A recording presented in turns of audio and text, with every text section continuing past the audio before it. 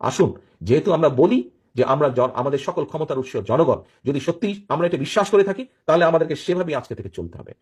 বিশ্বাস করুন, সকল ক্ষমতার উৎস জনগণ, এই কথা বলা হারাম, এ কথা বিশ্বাস করা কবিরা গুনাহ।